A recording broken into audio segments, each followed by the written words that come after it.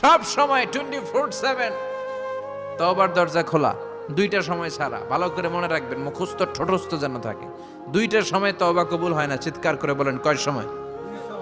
এক হলো বাদাল গারগারা, গরগরানি যখন আসে, মালাকুল মাউত যখন চলে আসে, মালাকুল মাউতরে যখন দেখে ফেলবেন তখন তওবা কবুল হবে নাকি? কথা কন। ফেরাউনের নাম শুনছেন? ওরা যখন আল্লাহ লোহিত সাগরে ডুবাইয়া পানি খাওয়াইতে লাগলো, পানি খাইতে খাইতে পেটটা হয়েছে এত বড়, আর পানি খাইতে পারেন। এরপর হাত তুলে কয় আনা মিনাল মুসলিমিন। কোরআনের আয়াত, আনা মিনাল, হাত তুলে কয় আমি মুসলমান। ফেরাউন না বলে মুসলমান, আমরা যাবো কই? কথা কহ।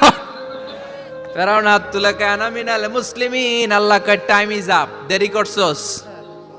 অনেক সময় দিলাম, অনেক সুস্থ রেখেছি, ক্ষমতা দিয়েছি, দাপট দিয়েছি। তখন যদি ঘাটটা নত করে, মাথাটা নত করে একবার ক্ষমা চাইতি, ফেরাউন তোরেও ক্ষমা করে দিতাম। কিন্তু সময় শেষ হওয়ার পরে আমি মুসলমানদের অন্তর্ভুক্ত বললে কোনো লাভ হবে নাকি? আল্লাহ বলল সময় নাই, সময় শেষ। কারণ মুসা আলাইহিস সালামের চাচাতো ভাই অনেক দাওয়াত দিল, যাকাত দে। কারণকে যাকাত দিব না, এই সম্পদ আমি কামাইছি, আল্লাহ দেয় নাই। মুসা আলাইহিস সালাম বললেন তাহলে আযাবের অপেক্ষা কর।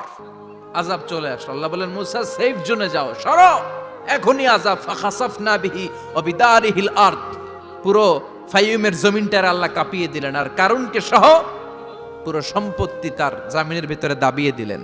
হাঁটু পর্যন্ত কারণ দেবে যায়, ভাবছে উঠে যাবে। কোমর পর্যন্ত দেবে যায়, ভাবছে উঠে যাবে। গলা পর্যন্ত যখন দেবে যায় আর সুযোগ নাই। কয় মুসা আমার সব সম্পত্তি তরে আর তোর আল্লাহরে দিয়ে দিলাম, আমারে বাসা, আমারে সব সম্পত্তি তোর আর তোর আল্লাহর, আমারে খালি বাসা। সাসা আপন প্রাণ। আল্লাহ বলে সময় শেষ। তার মানে বাদাল গারগারা তওবা কিন্তু আর কবুল হয়। এই হলো একটা। নাম্বার 2, বাদা তুলুই শামস মিন মাগরিবিহা, প্রতিদিন চাঁদোলাতে সূর্য কোন দিক দিয়ে ওঠে? কথা কয় না? পূর্ব দিকে।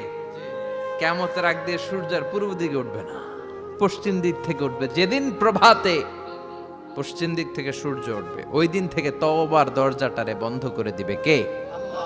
তার আগ মুহূর্ত পর্যন্ত জীবনে যত গুনাহ করেছি, অন্যায় করেছি, চোখের পানি ছেড়ে ক্ষমা চাইলে ক্ষমা করবে কে?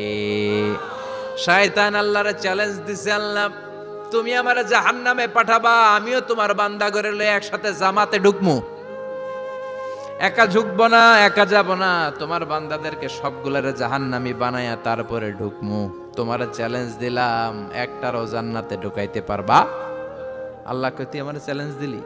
আমি তো সব রাজার বড় রাজা, মহারাজা, আমারে চ্যালেঞ্জ দেশ, এত সাহস পাইলি কই? তুই আজীবন ওয়াসওয়াসা দিয়ে পাপ কাজ করাবি, একদিন তাফসীর মাহফিলে এসে আমার বান্দা ক্ষমা চাবে, আমি মাফ করে দেবো, তুই কি করবি?